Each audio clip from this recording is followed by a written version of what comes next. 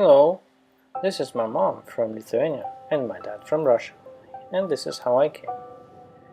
I was quite a funny guy, riding the bike, playing Lego and consoles. I was also using a lot of computer. And I was born on this little island called Taiwan. It was my dad, my mom, my two sisters, and I.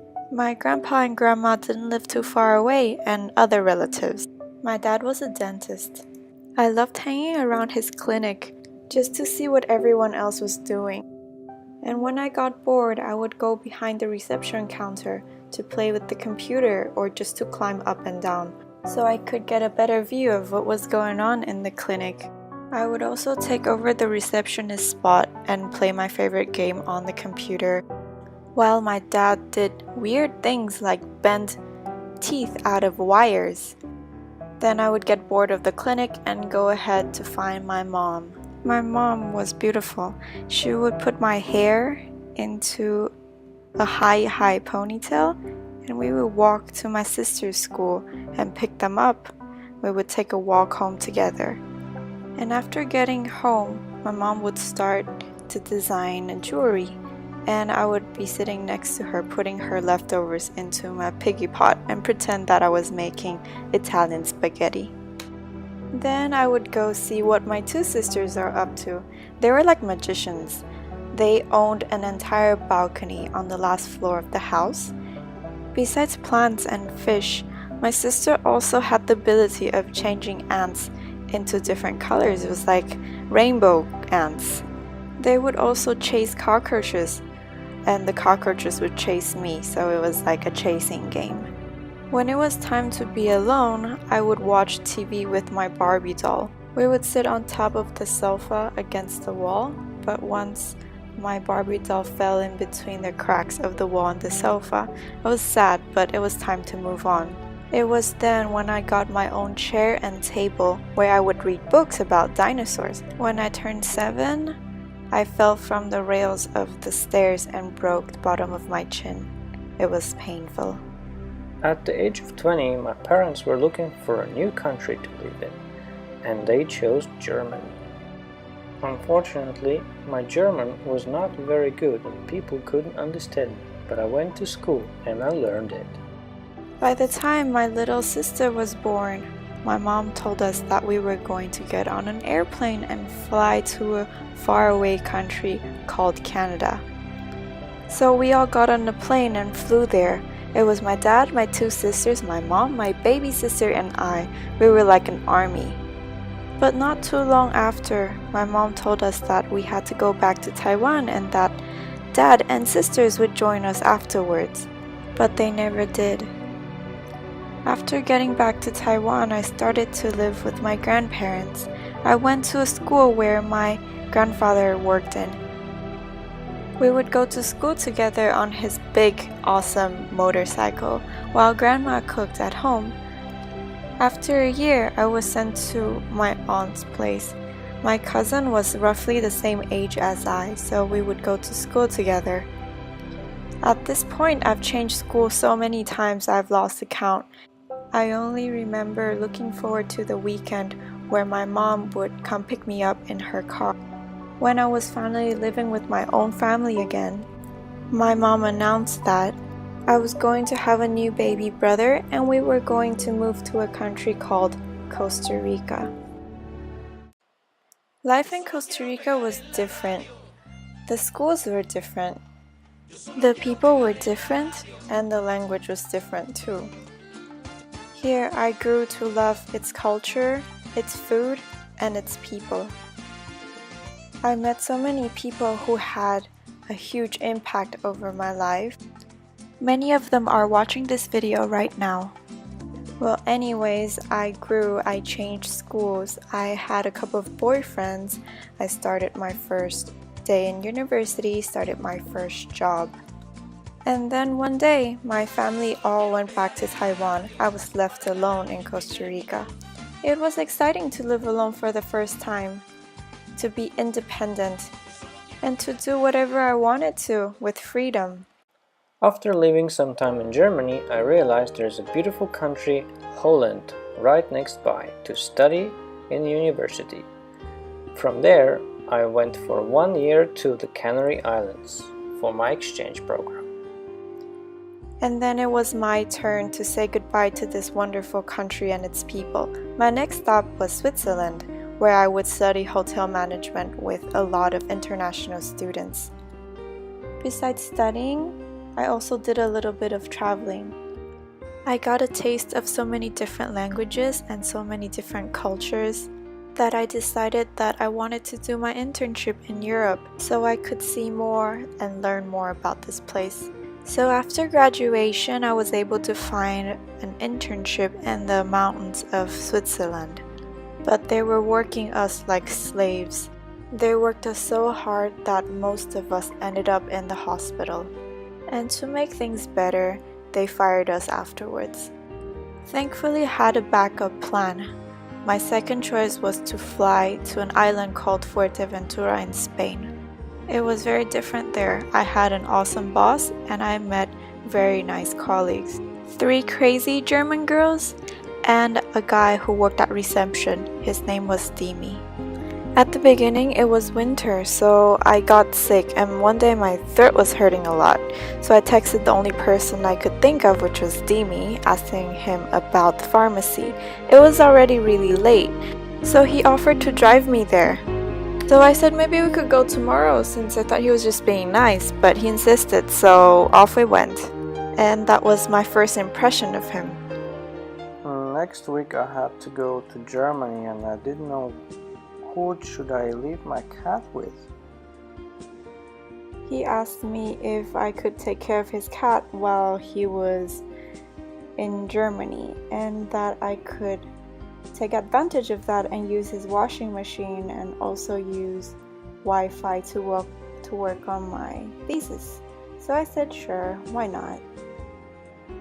After I came from Germany back to Fuerteventura, I wanted to say thank you to Kelly for taking care of my cat, so I invited her for a donut and orange juice.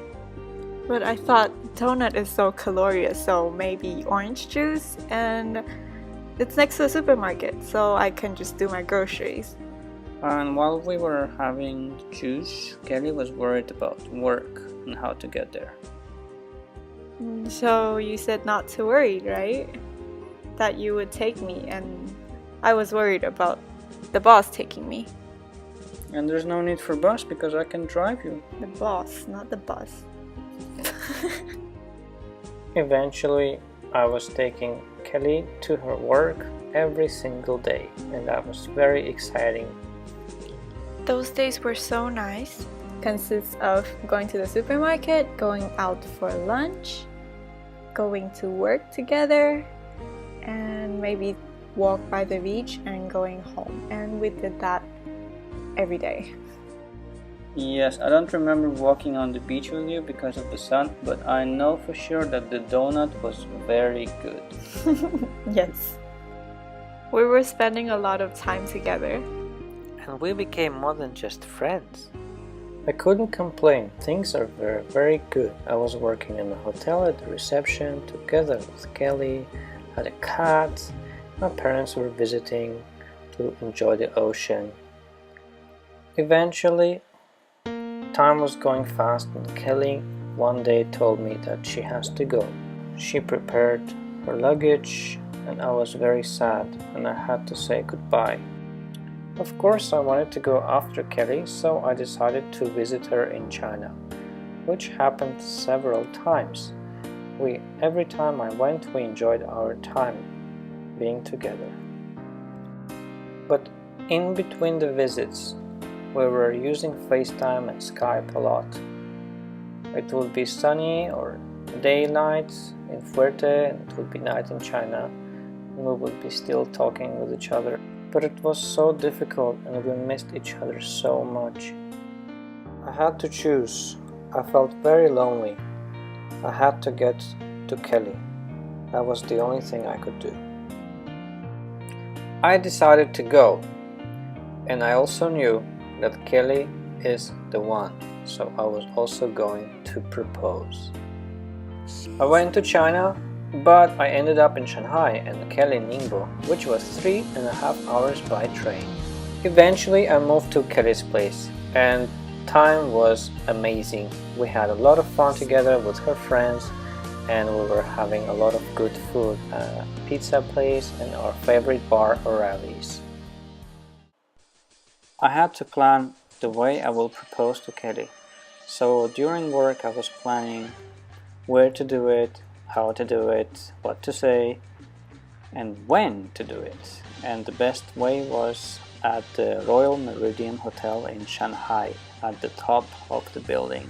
It was such a pleasant surprise, and of course I said yes. Time in China came to an end, so it was time to move on with our plan of going back to Europe. But I wanted to visit Hong Kong and Singapore. And then we would go back to Taiwan so my parents would meet my fiance. Unfortunately, while being in Hong Kong, I received bad news. I had to get surgery, and our trip back to Europe would be delayed for 4 months. It was a very difficult time for both of us, and Kelly was still in the hospital, but she was getting better. And unfortunately, I had to take the job opportunity in Spain, so I had to leave before. And here we are back in long distance relationship. I am in Spain and Kelly is in Taiwan. Counting down till the days where we would see each other again and never be apart. This video is getting long, so let's just skip to the last day I was in Taiwan. I was at the airport, ready to fly to Shanghai and then to Germany, Frankfurt. I was very excited to come to pick you up in Frankfurt airport, and I couldn't wait until you come out from the exit door. exit door. Yeah, I ran towards you and hugged you, and hopefully this will be the last time. We got the train to go to my parents' place. We had a very good time catching up on the train, telling stories. I was really worried because I was going to meet Dimi's dad for the first time. And as you can see, we got along just fine. And we went to parents' house to have wonderful dinner with the whole family. Afterwards, we got driven to the airport and took the plane to Spain. Then we finally arrived to the island where I would start calling home. It was a wonderful feeling to come back home together. We finally found peace.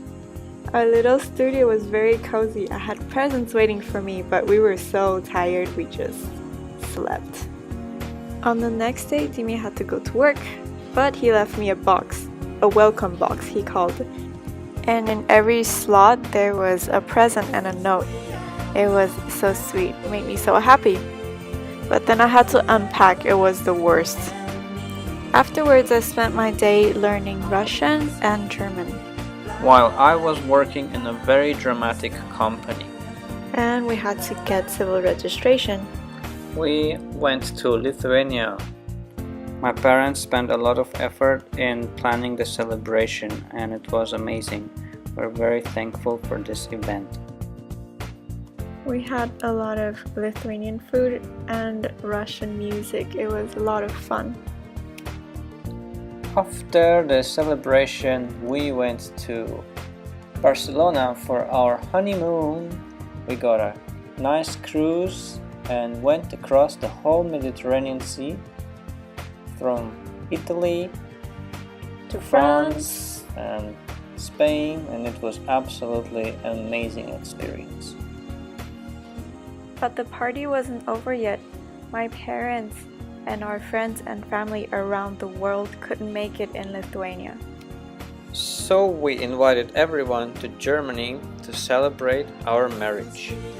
So we worked really hard on preparing the wedding from far away. Emails and text messages and printing. And of course, getting in shape. We have ordered all kinds of things for the wedding and got it all delivered to my parents' place in Germany. It was a full room of things. I am Kelly, the bride. And I'm Dimitri, the groom. Here we are on this day with our special guests. Thank you for being part of our story, and let's make this day unforgettable.